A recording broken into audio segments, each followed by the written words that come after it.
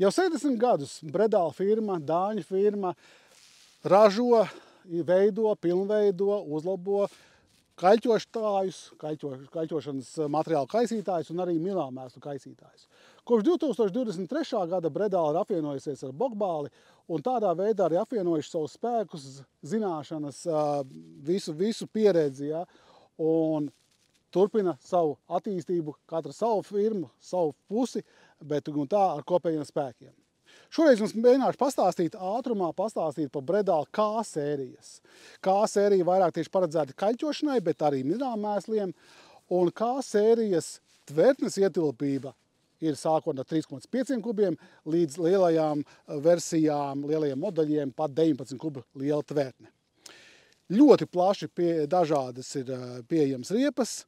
Mūsu gadījumā ir 32 colīgās riepas, 800 platumā, bet sākās ar 22 colām. Manuprāt, ka lielākais bija pat 38 colu riepas. Šis konkrētais ir K sērijas 105. modelis kopā ar papildu bortiem. Kā redzam, tie 23 cm papildu bortiņš veido 11 kubikmetru lielu tvertni. Pirmkārt, lielā starpība, jāmin, kas ir visiem Bredāla kliedētājiem, ir tas, ka transportīrī ir lenta. Un speciāli veidot lenta tieši priekš kaļķošiem materiāliem. Visvienkāršākajos variantos šajā vietā nāk mehāniska piedziņa, kur ritens, liels dzelzs rats, piedzinās no gaitas riteņa un caur reduktoru piedzinās arī lenta, transportiera lenta. Bet mūsu gadījumā ir hidrauliski piedzinama lenta un vēl apvienojamā ar isobusu vadību, tā jau ir lielāka precizitāte. Gan Bredāla, gan Bogbāla firmas abas raksturojas ar to, ka kliedēšana notiek, protams, ar diskiem, bet ir tā saucamā četrkāršā kliedēšana. Tas nozīmē, ka jebkurā lauka vietā materiāls ir nācis no 4 diskiem. Tad abi diski veic platumu un arī pretējā pusē braucot atkal uzklāj šie paši diski uzklāj virsū. Tādā veidā tiek panākta krietni lielāka vienmērība. Šodien laiks nav tik silts, ir diezgan pavēss, bet Agro 24 nodrošina arī apģērbu. Šobrīd uz konkrētā kaisītāja, kliedētāja ir uzlikti kaļķošanas diski un ar kaļķošanas tehni, bet, ja mēs vēlamies kaisīt milāmēslus, tad nomainās gan diski, gan šī tehne. Un te mēs redzam, ka milāmēslu disks jau ir kaļķošanas disks ar 4 lāpstiņām, tad milāmēslas disks ir ar 6 lāpstiņām, un vēl, ja grib vēl plašāku izkliedi, tad arī ir disks ar nedaudz ieliektu virsmu, un līdz ar to mešana notiksies pat plašāka, līdz pat 40 un pāri metriem slāpekļa un fosforu mēslojuma gadījumā. Un ļoti svarīgi, atkarībā no dažādiem milāmēslu veidiem, ir kurā vietā, un arī vēlamā platuma, kurā vietā šie milāmēsli nokritīs uz diska. Un tāpēc šo tieši vietu, kur nokritīs, regulē ar šo tehni, kur nomainās ļoti viegli. Un tehnē ir redzama arī skala, kas arī pēc dažādām tabulām, pēc dažādiem blīvumiem, kāds jums milāmēsls un birstamības, ir noregulējams. Šeit nāk arī speciāli hidrocilindriņš iekšā ļoti ātri nomaināms, un tādā veidā ir ātri pielāgojums priekš milāmēsliem. Savukārt ne tikai tehne ir regulējama, bet arī ir regulējams visa virsma, platforma, galds, uz kā atrodas visi kliedēšanas diski ar piedziņu, un arī uz priekšu aizmuguri šo var regulēt. Disku piedziņa notiek dažādi. 3 veidi disku piedziņa. Viens variants kā mūsu. Piedziņa notiek no traktora jūgbāpses caur reduktoru uz siksnām, tātad caur siksnām. Vienkāršākajos, mazākajos modeļos ir 1 siksnas piedziņa, mūsu modelim ir 2 siksnas piedziņa. Nākamais variants ir, kad diskus piedzen hidromotors. Tad gan traktora prasības ir lielākas, jau traktoram nepieciešams 140 litri minūtē hidrauliskā plūsma. Ne visiem traktoriem tas ir, tāpēc mēs savam demo nomas modelim izvēlējamies speciāli siksnu piedziņu. Un trešais variants ir, ka uz Bredāla kliedētāja ir uzstādīta autonoma hidrosistēma, kuru piedzen no traktora jūgvārpses, un tad arī diskus piedzen hidromotors. Savukārt lauka galos, lauka malās, Bredālam arī ir sistēma tāda, ka lauka malās, tā mala, kas iet tuvāk laukam, pa tehnoloģiskām slēdēm braucot, diska griešanās ātrums, viena diska griešanās ātrums tiek samazināts, tādā veidā tiek samazināts darba platums, bet deva vajadzīgā, tieši tā deva, kas nokrīt uz zemītes, ir vajadzīgā. Un šo te pārslēgšanos, diska ātruma pārslēgšanās var notikt divējādi. Mūsu gadījumā tas ir hidrauliku ar hidrocilindru, bet vienkāršākos variantos tas iespējams arī, kad traktoris izkāpj ārā, ar roku pārslēdz, sazobi un šis kreisais disks griežās lēnāk.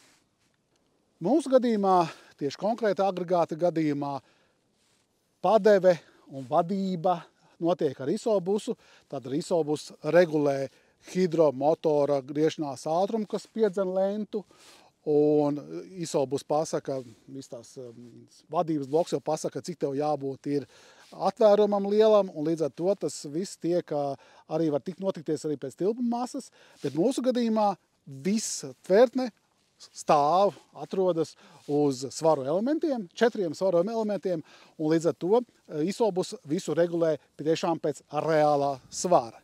Bet tajā pašā laikā Bredāls arī ļoti labi specializējies ir vienkārši pēc tilpuma masas, un tilpuma noteicējs, ir tā saucamā litras svars, vienmēr ir līdzi. Vienmēr ir līdzi svari, kurus attāķēsim, izņemam attiecīgu spainīti, piegrāvjam pilnu materiālu, ko mēs kaisam, uzliekam uz svariem un visus šādu svara veidu pazīst vecāki ļaudis.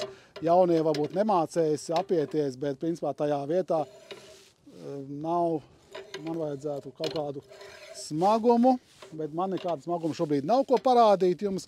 Tāda nosver un to, ko arī rāda, skatās mūsu gadījumā, isobus gadījumā ievada isobusa vadības blokā, vai, ja nav, vienkāršā variantā skatās pēc tabulām, un to arī vada, un arī tabulas arī parāda, cik lielam jābūt ir aizmugurē atvērums. Runājot ar dažādiem klientiem, dažādiem saimniekiem, vienmēr ir divi iebildumi, jeb divi punkti, par ko vienmēr ir liels diskusijas. Viena no tām ir tieši lenta, un kāda tā lenta tur uzvedīsies, un kāda tā lenta tur kaļķojumā materiāli uzvedīsies, bet jāsaka tā, ka atkal citi saimnieki tieši, kas patīk lenta, un te mēs redzam, ka visa lenta atrodas uz nerūsējušo tērauda rullīšiem, kuriem nav vajadzīga nekāda apkope, tur ir speciāls bukses, un visa lenta, principā, slīd pa rullīšiem, un līdz ar to tā lenta ir ilgmūžība. Nu, un jā, tāda pati maza fīčiņa, nolokāms atstarotājs. Bet iekāpsim iekšā arī, iekāpšana diezgan vienkārši notiek, smuki trepas atlokās, asfaltējās un iekāpsim iekšā, apsīsimies, kas tam lāciņam vēdrā. Nu, iekšā ir divas lietas, ko es vēlos parādīt. Tas ir siets, kaļķošamā materiāla gadījumā, protams, viņš jāņem ārā, bet tā izņemšana ir tik vienkārša. Šīs siets atrodas uz 2 tapām, un pabīduši uz to pusi, no tapām izņemsies un mierīgi to sietu izņemt laukā. Siets sastāv no 4 daļām un ir ļoti, ļoti viegli izņemams un atpakaļ ieliekams. Bet vēl viena lieta svarīga ir tieši šī te vidējā, nezinu, kā viņu nosaukt, vidējā, ja, bet kura tieši ļauj lentas paildzāt arī lentas mūžu, jo viss svars uzreiz nekrīt virsū uz lentas.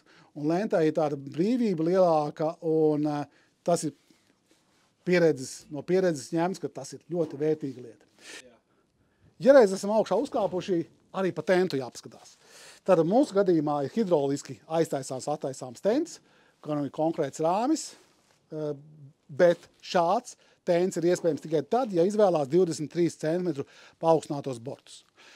Protams, var vispār neizvēlēties tentu, un var izvēlēties ar rullīti sarulējumu mehānisku, ar rokas vadību tentu. Ja kāds no saimniekiem vēlās un arī zina, ka turpinās strādāt ar kaļķojumu materiālu, kas ir pulverveida, miltveida, tad arī Bredāls ir aprīkojums ar 12 metru gariem spārniem, tā saucamā ar gliemeža veida transportieri un ar vēja aizkariem, un līdz ar to ļoti skaisti un vienmērīgi tiek izklāts pulverveida, miltveida materiāls.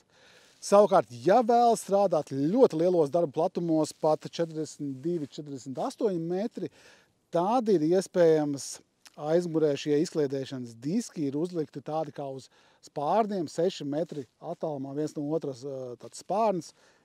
Viens disks atrodas vienā galā un otrs otrā galā. Ja? Un tādā veidā darba platums ir ļoti, ļoti plats. Tie modeļi tiek apzīmēti ar KXE,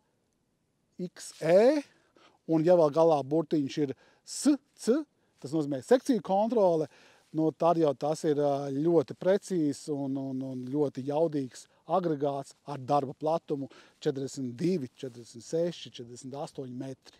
Protams, tas ir granulētos gadījumos. Šodien īsumā un ātrumā mēģināju izstāstīt jums par Beredal K sērijas kliedētājiem, minerālmēslu un kaļķojumā materiālu kliedētājiem. Ja patikās, liekat īkšķīšus un uz tikšanos citā reizē par citiem agregātiem un veiksmi visiem darbos!